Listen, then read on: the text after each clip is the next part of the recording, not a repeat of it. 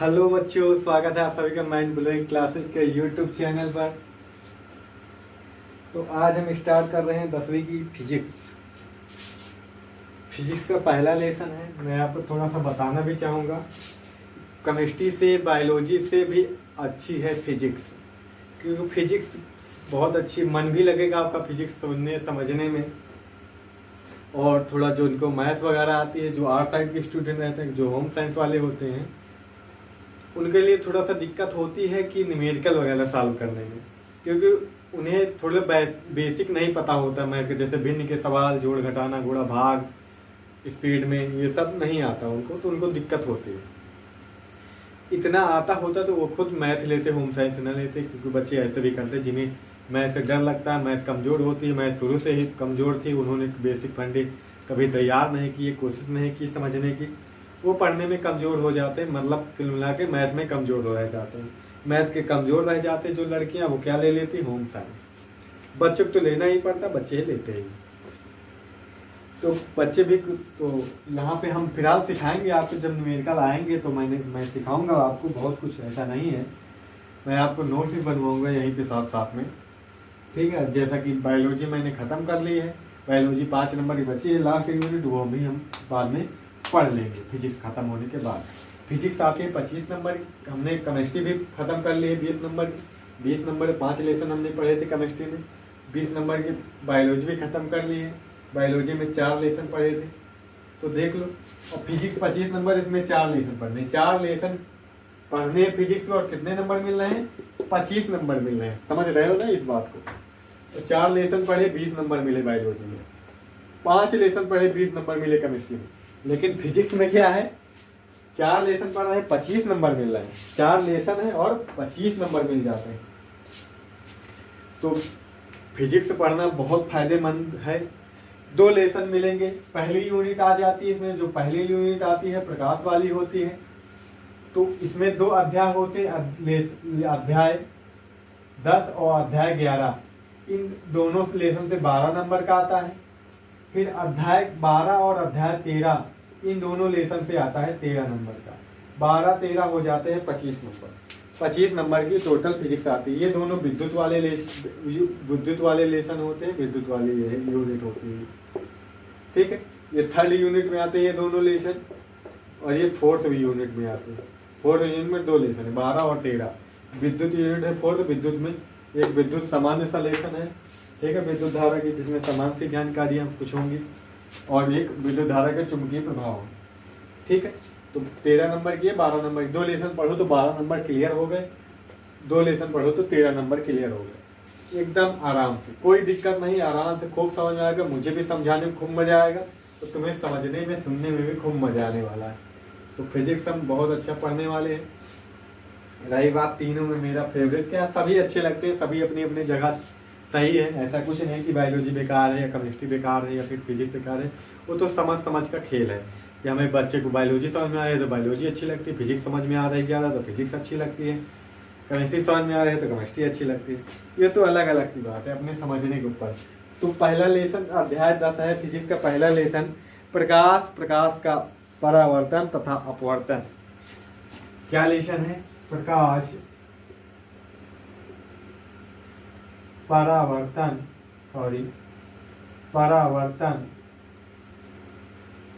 तथा अपवर्तन। लाइट हमारा लेसन है। फिर इसका रिफ्लेक्शन पढ़ना है। लाइट का रिफ्लेक्शन कैसे हो जाता है, समझ रहे हैं। रिफ्लेक्शन बोले तो परावर्तन, रिफ्लेक्शन बोले तो बच्चा जी क्या बोलते हैं, परावर्तन बोलते हैं, ठीक है। फिर रिफ्रैक्शन कैसे हो जाता है, अपवर्तन। इसको रिफ्रैक्शन बोलते हैं, इसको रिफ्लेक्शन बोलते हैं, समझिए। रिफ्लेक्शन परावर्तन हो जाता है, रिफ्रैक्शन जो होता है अपवर्तन हो जाता है। दोनों इंपॉर्टेंट, सब इंपॉर्टेंट। तो ये लेसन चलने वाला है 10-15 दिन। कोई दिक्कत नहीं, सब कुछ हम पढ़ेंगे, आराम से पढ़ेंगे, सब कुछ सीखेंगे, सब कुछ समझेंगे, ठीक है। 10 दिन तो बाधा नहीं, 10 दिन से कम, 10 वीडियो तो बनाऊंगा ही मैं इस पर, ठीक है, समझ गए।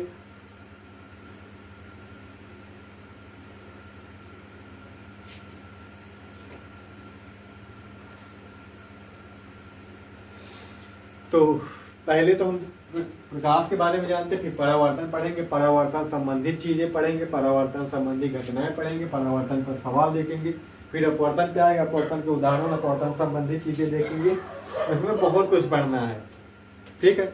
इसके बाद जो अध्याय 11 होगा वो रंगा बिरंगा संसार होगा, उसमें मानव नेत्र वगैरह पढ़ेंगे, इस पर बहुत सारी चीजें उसमें पढ़ेंगे, ठीक है,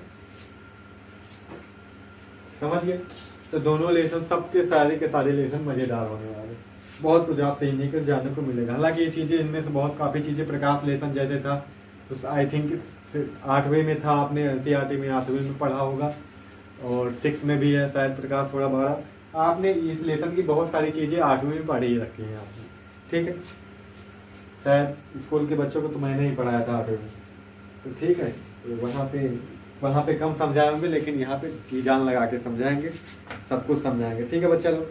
तो आज इंट्रोडक्शन ही रखते हैं, ज़्यादा नहीं पढ़ाऊंगा मैं आज, ठीक है। तो हेडिंग डाल लीजिए आप, प्रकाश लाइट, हेडिंग डाल लेनी है बेटा जी, लाइट।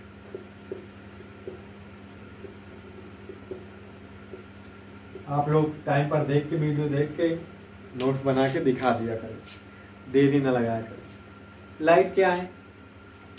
लाइट आती कहाँ से है? सीधी सी बात है, सूर्य से आती है। कहाँ से आती है बेटा जी? सूर्य से आती है।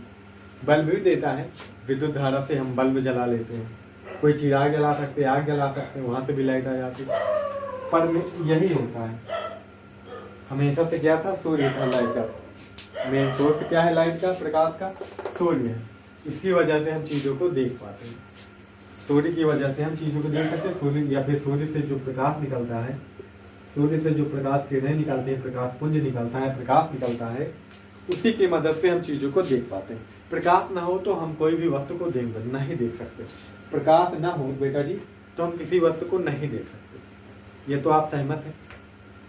प्रकाश है तभी तो आप देख रहे हैं, मोबाइल में आप देख रहे हैं, मुझे लैपटॉप में देख रहे हैं, कहीं भी देख रहे हैं, तो उसमें से लाइट निकल रही है। क्या निकल रही है बेटा जी? लाइट निकल रही है। लाइट निकल रही है, वो लाइट आपकी आंखों में पड़ रही है, वो लाइट आपकी आंखों में पड़ रही है, तो वो इसी वजह से हम आपको नजर आ रहे हैं, ठीक है। अगर वो किरणें रोक दी जाएं, जैसे वहाँ से किरणें आ रही हैं, मैं कुछ देख पा रहा हूँ, वहाँ से किरणें आना रोक दिया जाए तो हम चीज़ों को नहीं देख पाएंगे।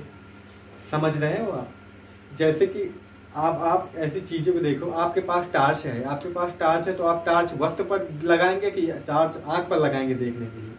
पहले तो छोटे बच्चों से पूछो, तो बच्चों कहाँ पर लगाओगे? तो बच्चे बोलेंगे आँख पर, क्योंकि आँख में लाइट होगी तभी तो हम देख पाएंगे चीज़ों को।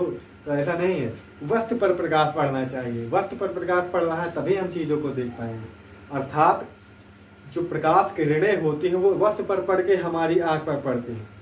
समझ रहे हो? जैसे ये बोर्ड आपको दिख रहा है, तो इस पर लाइट पड़ रही है, प्रकाश पड़ रहा है, इस पर लाइट पड़ रहा है, इस पर लाइट पड़ने के बाद प्रकाश किरणें परावर्तित होकर आपकी आंखों पर जा रही हैं, आपकी आंखों पर जा रहे हैं, तो उसका प्रतिबिंब आपके रेटिना पर बन रहा है। रेटिना पर वास्तविक और उल्टा प्रतिबिंब बनता है, रेटिना पर वास्तविक और उल्टा प्रतिबिंब बनता है, जो हमारा माइंड उसे सीधा सीधा समझता है। समझ गए?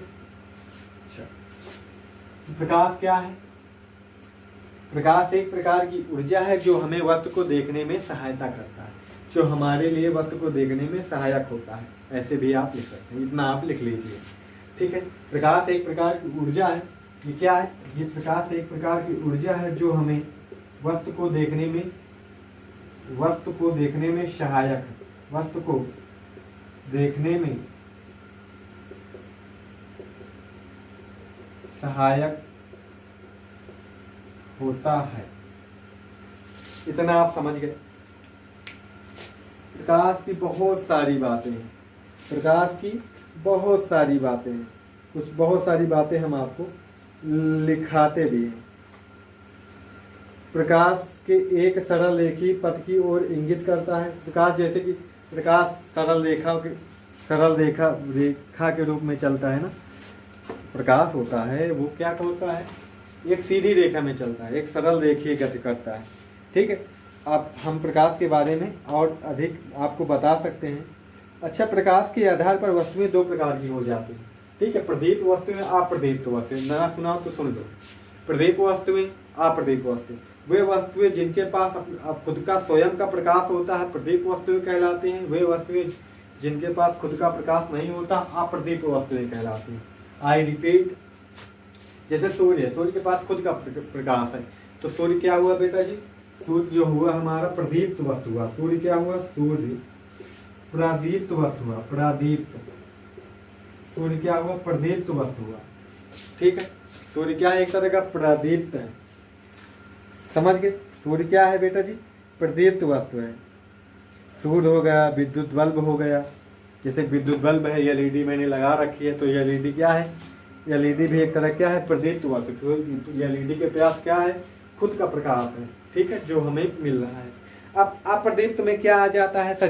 जिन वस्तुओं के पास खुद का प्रकाश नहीं होता, अर्थात किसी दूसरे से प्रकाश पड़ता है उन पर, तब वो हमें दिखाई देते हैं। जैसे कि चंद्रमा हो जाता है अप्रदीप्त वस्तुओं का। अप्रदीप्त वस्तुओं में एग्जाम्पल क्या हो जाता है? चंद्रमा हो जाता है। चंद्रमा के पास खुद का प्रकाश नहीं होता है, उस पर सूर्य का प्रकाश ही पड़ता है। सूर्य है, ये क्या है बेटा जी? सूर्य है। ये क्या है बेटा जी? सूर्य है। ये चंद्रमा है। अब चंद्रमा पे रेत है, ये किरणें आती हैं, इस पर पड़ती हैं तो ये चमकता है, तो हमें चमकता हुआ दिखाई देता है।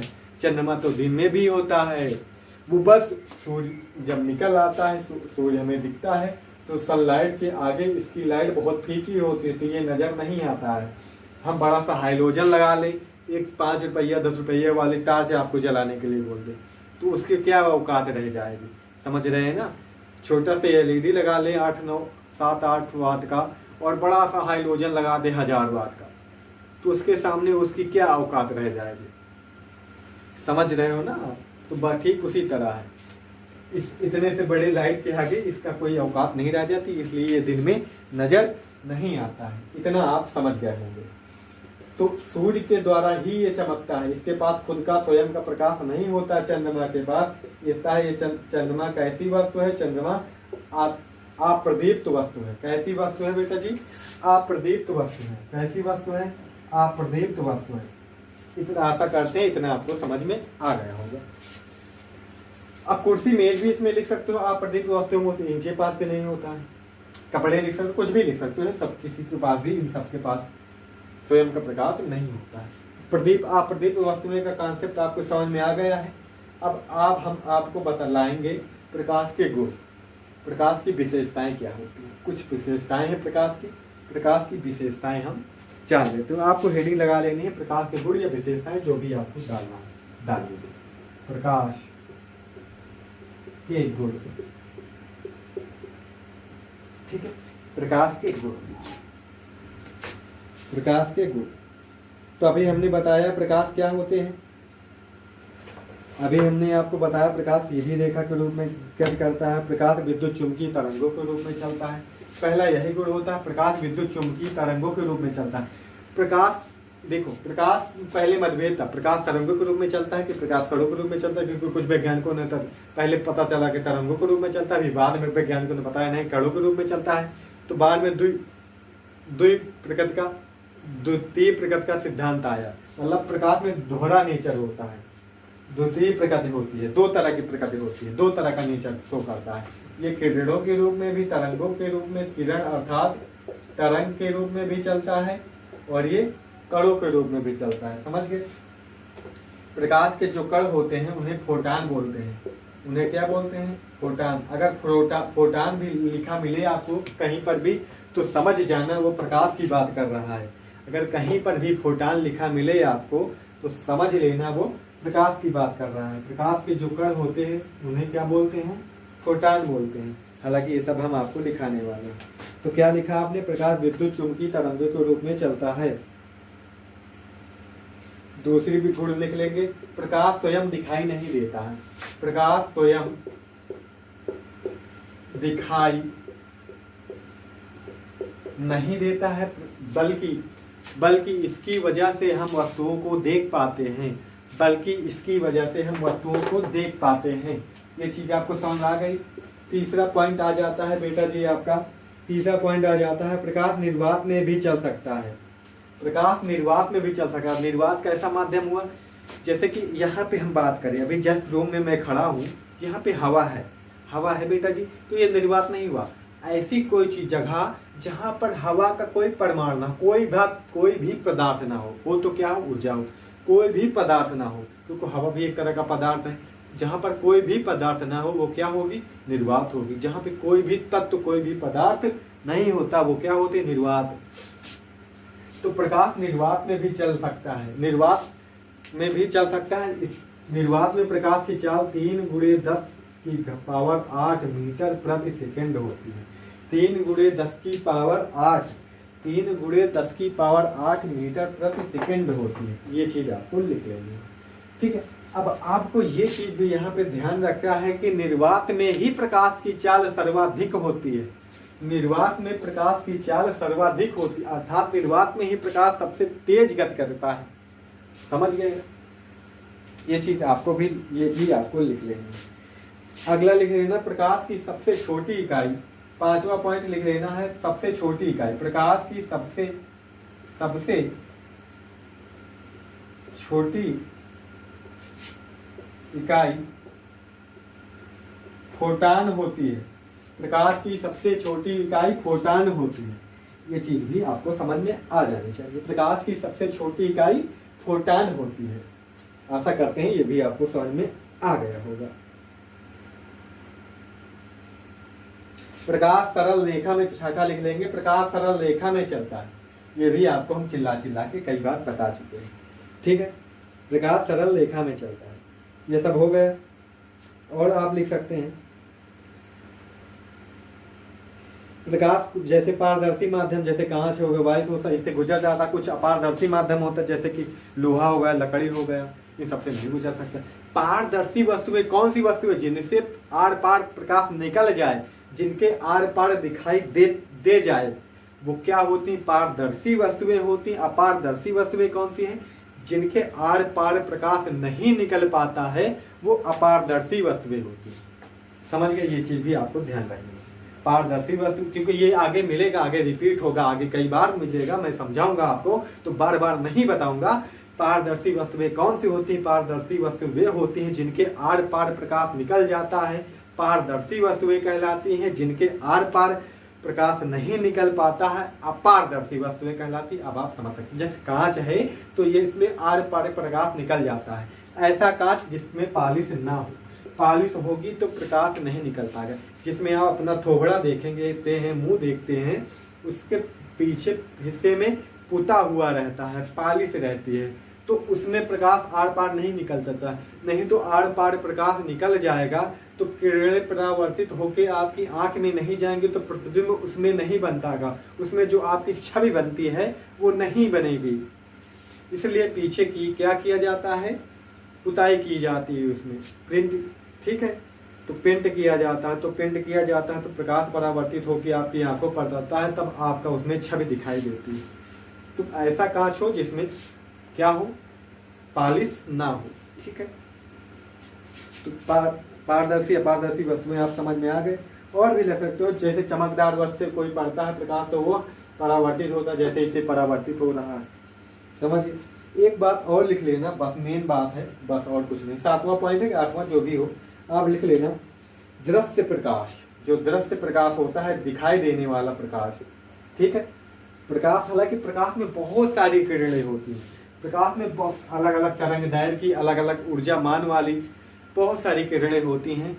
प्रकाश में एक वे किरणें जो दृश्य होती हैं, दृश्य किरणें होती हैं। दृश्य प्रकाश की तरंगदैर्घ्य 3900 एंगस्ट्रॉम से, इसको एंगस्ट्रॉम बोलते हैं, इसका प्रतीक ऐसे लिखते हैं, ठीक है। एंगस्ट्रॉम से 7800 एंगस्ट्रॉम होता है, 7800 एंगस्ट्रॉम होता है। समझ गए? 3900 एंगस्ट्रॉम से 7800 एंगस्ट्रॉम होता है दृश्य प्रकाश। दृश्य प्रकाश की तरंगदैर्घ्य 3900 एंगस्ट्रॉम से 7800 एंगस्ट्रॉम, ये ऑब्जेक्टिव में पूछा जाता है, यहाँ तक कि कंपटीशन में भी, ठीक है। हो गया, प्रकाश के गुण आपको हमने समझा डाले हैं, ठीक है बेटा जी। तो अब आगे क्या रखें, आगे हमारा इच्छा है कि लेक्चर ख़त्म कर देते हैं, आज इतना ही रखते हैं, कल थोड़ा ज़्यादा पढ़ लेंगे, ठीक है बेटा जी। आज इतना ही रखते हैं।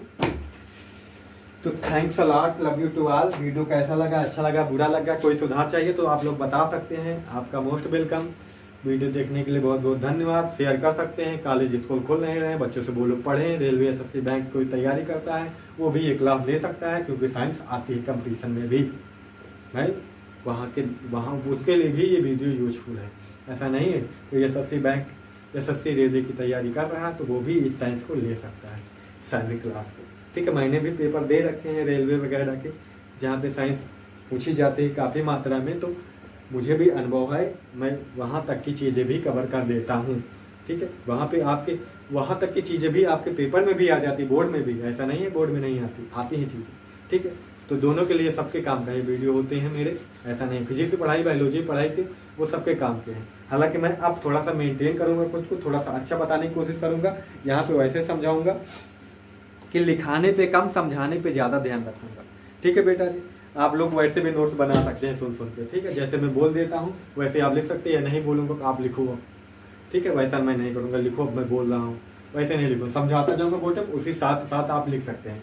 मेरे समझाते समझाते ही आप लिख सकते हैं, वही चीज़ें जो बोलूँगा वही लिख सकते हो, कोई दिक्कत नहीं। आप वैसे पेपर में लिखोगे आपको बराबर निकले देता है, मैं श्योर हूँ इस बात के लिए, बराबर नंबर मिलेगा आपको। ठीक, कोई दिक्कत वाली बात। तो thanks a lot, love you to all, bye bye. मिलते हैं कल मिलते हैं, मतलब कि मंडे को। ठीक है, मंडे को फिर अगला वीडियो आपको देख लिया। ठीक है, थैंक्स अ लॉट।